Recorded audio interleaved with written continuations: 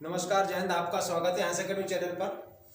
आज का जो टॉपिक लेके आए हैं वो एग्रीकल्चर लेके आए हैं। एग्रीकल्चर मतलब कृषि।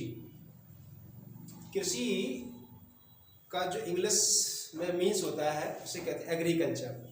और एग्री मतलब होता है कि मृदा, और कल्चर मतलब होता है कृषि योग्य।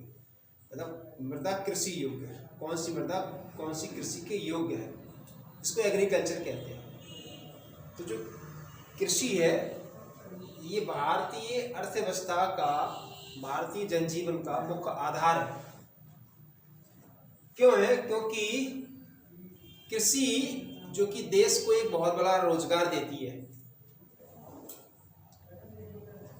वर्ष भर रोजगार देने वाला एकमात्र क्षेत्र है जो कि कृषि है।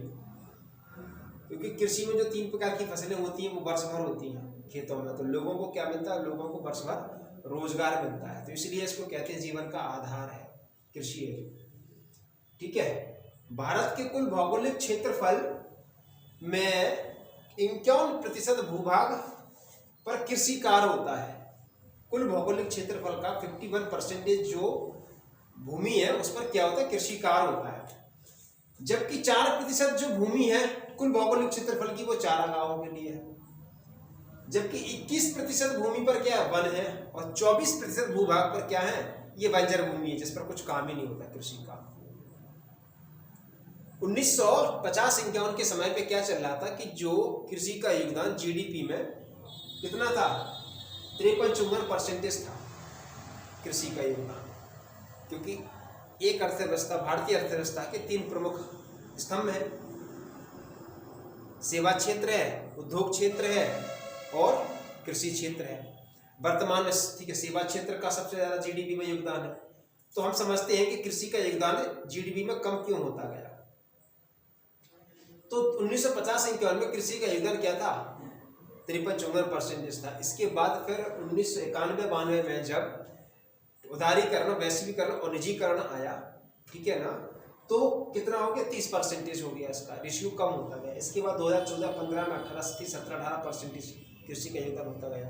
क्यों होता गया कृषि का योगदान? क्योंकि एक तो समय पर मानसून का ना आना, समय पर मानसून का ना आना, और इसके साथ ही देश में सूखा की व्यवस्था है। साथ ही साथ जब औद्योगिक क्रांति हुई 19वीं सदी में, तो लोगों का पलायन, जब भारत में उद्योग क्षेत्र स्थापित हो गया तो लोगों का पलायन होने लगा उद्योग क्षेत्र में। तो इसलिए कृषि का योगदान।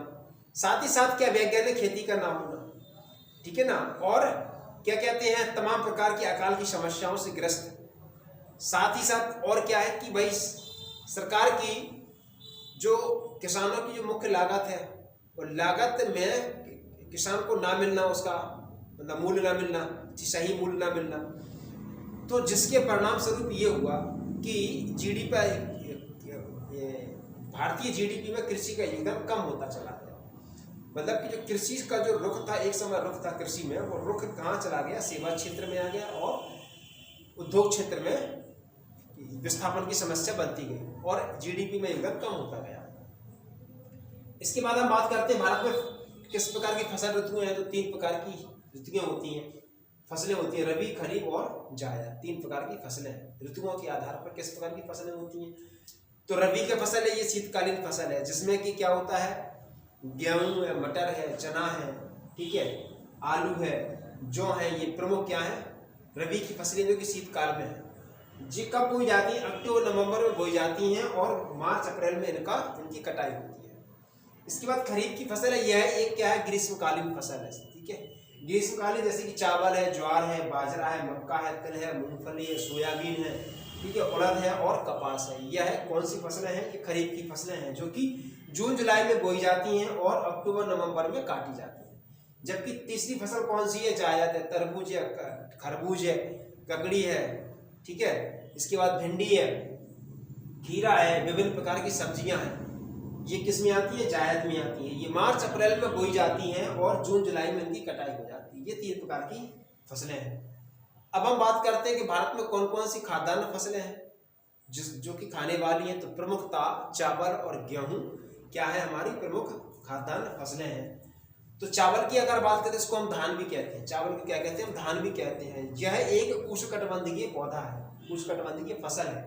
इसके लिए ज़्यादा तापमान और ज़्यादा क्या चाहिए होता है, वर्षा चाहिए होती है। ठीक है, यह इसको धान को अमन शाली और अगहनी, अमन शाली और अगहनी इनके नाम से भी जाना जाता है। ये चीज महत्वपूर्ण है कि नाम से भी जाना जाता है। क्या? अमन शाली और अगहनी, चावल को या धान को इन नामों से भी जाना जाता है। भारत में अगर चावल की बात करें तो 47% क्या होता है, चावल की खेती होती है। ठीक है, हम बात करते हैं कि प्रमुख राज्य कौन कौन से हैं, तो प्रमुख राज्य से पश्चिम बंगाल आएगा। पश्चिम बंगाल में 14% की चावल होता है। इसके बाद उत्तर प्रदेश का योगदान कितना है, 11% में यूपी है। तीसरा राज्य कौन सा है चावल में, तो आंध्र प्रदेश है, 11.7% है। अगर हम बात करते हैं कि भाई चावल का विश्व में योगदान कितना है भारत का, तो चीन के बाद दूसरा स्थान उत्पादन में आता है। पहला स्थान चीन का आता है, दूसरा स्थान चावल का आता है। बात करते हैं हम गेहूं की। गेहूं, तो गेहूं भारत है ना, विश्व में 12% कुल उत्पादन भारत करता है। कुल विश्व का उत्पादन का 12% गेहूं का उत्पादन भारत में होता है। ठीक है, जो कि चीन के बाद, चीन का स्थान प्रथम है और दूसरा स्थान गेहूं का भारत में उत्पादन होता है। गेहूं में कौन कौन सी किस्में होती हैं? गेहूं में सोनालिका है, अर्जुन है, इसके बाद कुंदन है, भवानी है और मैक्रोनी है। 2 प्रकार की, ये इस प्रकार की किस्में गेहूं में पाई जाती है। इसके बाद हम बात करते हैं कि गेहूं का उत्पादन कैसा है, तो गेहूं का उत्पादन प्रमुख राज्यों में आता है। उत्तर प्रदेश पहले स्थान पर, पंजाब दूसरे स्थान पर और मध्य प्रदेश का योगदान तीसरा है गेहूं में। मध्य प्रदेश की बात करें तो 11.6% है उत्पादन होता है। उत्तर प्रदेश में 31.92 होता है। इसके बाद हम बात करते हैं कि मोटा अनाज कौन सा, मोटा जिनका अनाज क्या होता है, मोटा अनाज मोटा होता है, जिनका जो सीड है ना वो मोटा होता है। तो जिनमें बाजरा है, मक्का है, ज्वार है, रागी है और जौ है।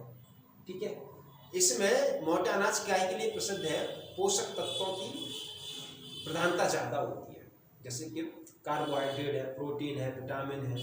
ठीक है ना, ये सब क्या है, मोटे अनाजों में ज्यादा पाए जाते हैं। मोटे अनाजों की अगर हम बात करें तो राजस्थान पहले स्थान पर, मोटे अनाजों में राजस्थान पहले स्थान पे आता है, जबकि दूसरा स्थान कर्नाटक आता है, तीसरा स्थान हमारा आंध्र प्रदेश का आता है मोटे अनाजों में। ठीक है, अगर हम बात करें ज्वार की स्थिति कैसी है भाई भारत में, तो ज्वार क्या है, चावल गेहूं के बाद तीसरी प्रमुख खाद्यान्न फसल है। ज्वार क्या है, तीसरी प्रमुख खाद्यान्न फसल है, जो कि वर्षा पर निर्भर होती है।